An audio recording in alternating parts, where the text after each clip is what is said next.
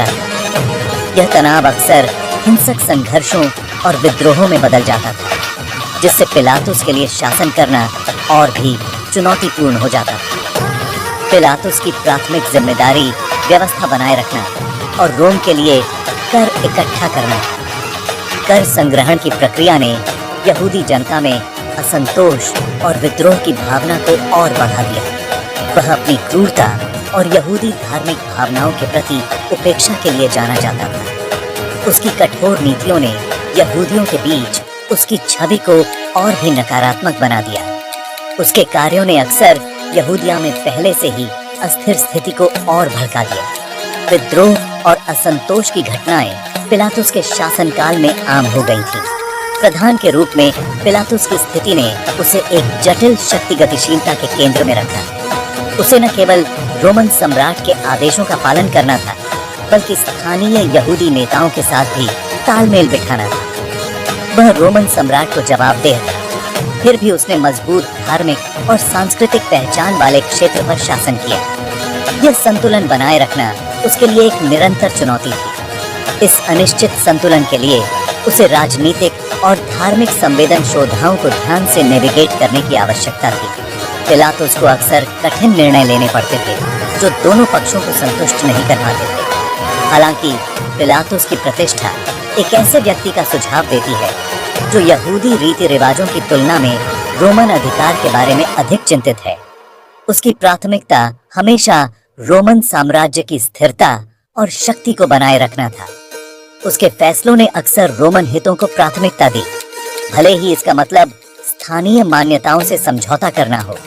यहूदी रीति रिवाजों और परंपराओं के प्रति उसकी उपेक्षा ने उसे यहूदी जनता के बीच अलोकप्रिय बना दिया। यीशु को सूली पर चढ़ाने की कहानी यहूदिया में रोमन अधिकार के रूप में पिलातुस की भूमिका से अटूट रूप से जुड़ी हुई है। यह घटना पिलातुस के शासनकाल की सबसे महत्वपूर्ण और विवादास्पद घटनाओं में से एक है। जबकि यहूदी धार्मिक नेताओं ने ईश निंदा के लिए यीशु की निंदा की, अंततः पिलातुस के पास ही उसे दोषी ठहराने या रिहा करने की शक्ति थी। पिलातुस का निर्णय उसके राजनीतिक और व्यक्तिगत हितों से प्रभावित था। यीशु को सूली पर चढ़ाने के आसपास के ऐतिहासिक और राजनीतिक संदर्भ को समझने के लिए पिलातुस के चरित्र और प्रेरणाओं को समझना महत्वपूर्ण है। उसकी निर्णय प्रक्रिया में कई कारक शामिल थे, जिनमें राजनीतिक दबाव और व्यक्तिगत महत्वाकांक्षाएं शामिल थी। यीशु को सूली पर चढ़ाने का उसका निर्णय राजनीतिक दबाव, धार्मिक तनाव और व्यक्तिगत व्यावहारिकता का परिणाम था। यह निर्णय पिलातुस के शासनकाल की जटिलताओं और चुनौतियों को उजागर करता है। नासरत का यीशु एक यहूदी उपदेशक और मरहम लगाने वाला, अपने समय का एक महत्वपूर्ण और प्रभावशाली व्यक्ति था। यहूदिया में धार्मिक और राजनीतिक उत्साह के समय उभरा। यह समय सामाजिक और सांस्कृतिक परिवर्तन का भी था। प्रेम, क्षमा और आने वाले परमेश्वर के राज्य पर केंद्रित उसकी शिक्षाओं ने बड़ी संख्या में लोगों को आकर्षित किया। उसकी शिक्षाओं ने लोगों के दिलों में गहरी छाप छोड़ी। यीशु के संदेश ने आम लोगों को आकर्षित किया, जिन्होंने उन्हें आशा की किरण और स्थापित व्यवस्था के लिए एक चुनौती के रूप में देखा। उसकी शिक्षाओं ने लोगों को एक नई दिशा दी। उनके चमत्कारों और दृष्टांतों ने जनता को मोहित कर लिया और उनके प्रति लोगों की आस्था को और मजबूत किया। उन्हें करुणा और आध्यात्मिक नवीनीकरण के उनके संदेश की ओर आकर्षित किया। यीशु का संदेश लोगों के जीवन में एक नई ऊर्जा लेकर आया। हालांकि यीशु की शिक्षाओं का सार्वभौमिक स्वागत नहीं था।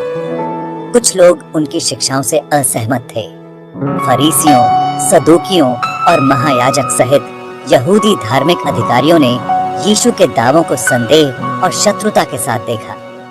वे उनकी शिक्षाओं को अपने लिए खतरा मानते थे। उन्होंने उसकी शिक्षाओं को अपने अधिकार के लिए खतरा और यहूदी कानून की पारंपरिक व्याख्याओं के लिए एक चुनौती के रूप में देखा। यह उनके लिए एक बड़ी चिंता का विषय था। परमेश्वर के साथ अपने संबंधों के बारे में यीशु के कथन और उनके द्वारा दिए गए उपदेश, धार्मिक अभिजात वर्ग की उनकी आलोचना और उनके धार्मिक प्रथाओं पर सवाल उठाना और मसीहा होने के उनके दावों ने स्थापित धार्मिक व्यवस्था के साथ महत्वपूर्ण घर्षण पैदा किया। यह घर्षण समय के साथ बढ़ता गया। यीशु की बढ़ती लोकप्रियता ने यहूदी नेताओं को चिंतित कर दिया। वे उनकी बढ़ती शक्ति से भयभीत थे। उन्हें डर था कि उसकी शिक्षाएं रोमन प्रतिशोध को भड़का सकती हैं और यह उनके लिए एक बड़ी समस्या बन सकती है। रोमन साम्राज्य के भीतर उनकी अनिश्चित स्थिति को खतरे में डाल सकती है। यहूदी नेताओं के लिए यह एक गंभीर चिंता का विषय था। इसके अलावा उनके अधिकार के लिए यीशु की चुनौतियों ने यहूदी आबादी पर उनके प्रभाव और नियंत्रण को कम आंका। यह उनके लिए एक बड़ी चुनौती थी। विचारधाराओं और शक्ति की गतिशीलता के इस टकराव ने उन घटनाओं का मंच तैयार किया जो यीशु की गिरफ्तारी और मुकदमे का कारण बनेंगी। यह घटनाएं इतिहास में महत्वपूर्ण मोड़ साबित हुईं। चुनाव कठोर था और भीड़ बेचैन थी। पिलातुस ने उन्हें दो विकल्प दिए, बरअब्बा, एक कुख्यात अपराधी, या यीशु, जिसे बहुत से लोग नबी मानते थे। हवा में तनाव तब और बढ़ गया जब लोग अपनी पसंद चिल्लाने लगे। क्या वे विद्रोह और हत्या के दोषी व्यक्ति को मुक्त टैक्सना चुनेंगे या वे उसे रिहा टैक्सेंगे जिसने प्रेम और क्षमा का उपदेश दिया था?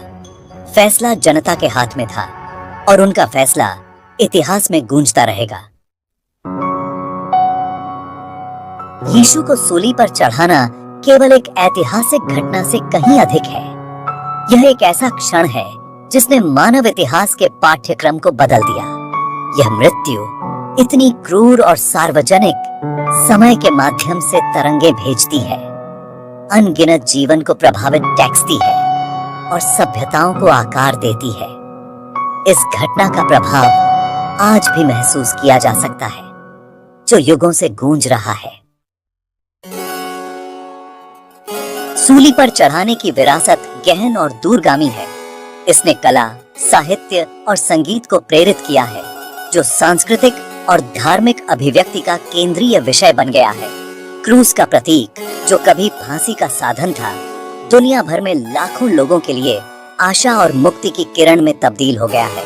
यह परिवर्तन कथा की स्थायी शक्ति और मानव आत्मा के भीतर गहराई से प्रतिध्वनित होने की क्षमता के बारे में बताता है। यीशु को सूली पर चढ़ाने का पोंटियस पिलातुस का निर्णय एक जटिल प्रश्न है, जिसने इतिहासकारों और धर्मशास्त्रियों को समान रूप से हैरान किया है।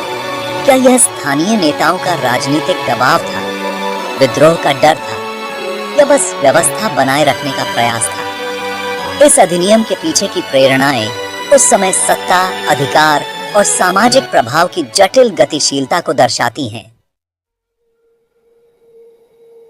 सूली पर चढ़ाने का स्थायी महत्व समय और संस्कृति को पार करने की अद्वितीय क्षमता में निहित है।